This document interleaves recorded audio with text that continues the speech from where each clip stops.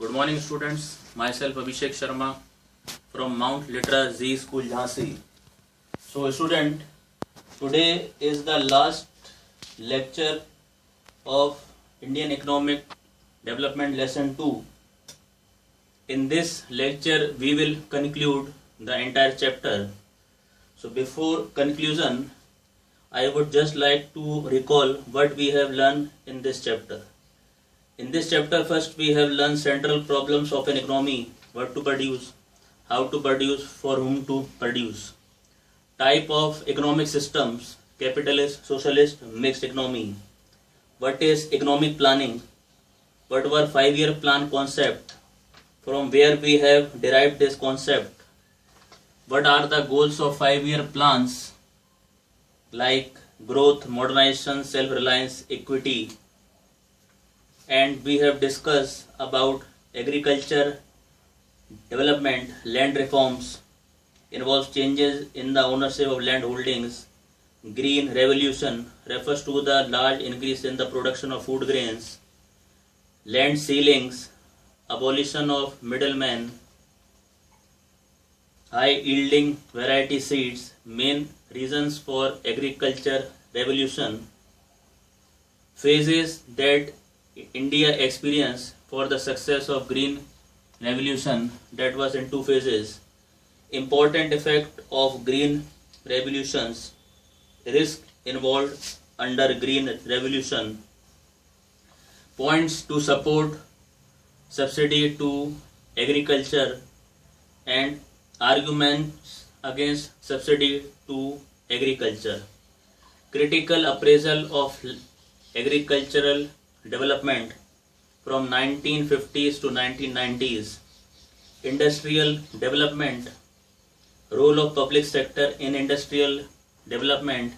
Industrial policy resolution 1956, classification of industries as per schedule A reserved for 17 industries handed entirely by the government.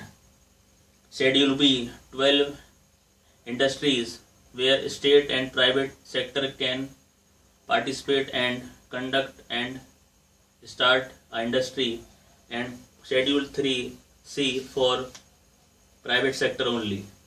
What was industrial licensing, SSI, trade policy, import substitution, protection from the import through tariffs and quotas, critical appraisal of industrial development from 1950s to 1991. Now, as the conclusion of this chapter, the progress of the Indian economy can be made through 3 sectors, which are I am showing you in my whiteboard. Taking of agriculture. In India, mainly people are engaged and associated with agriculture, and we can say around 70% of population is engaged with agriculture. India became self-sufficient in food production due to the adoption of Green Revolution. By Green Revolution, 75% of our country's population was dependent on agriculture at that time. So, it was a large increase in the production of food grains due to the use of high-yielding variety seeds. Land reforms resulted in the abolition of zamindari system. Industrial sector.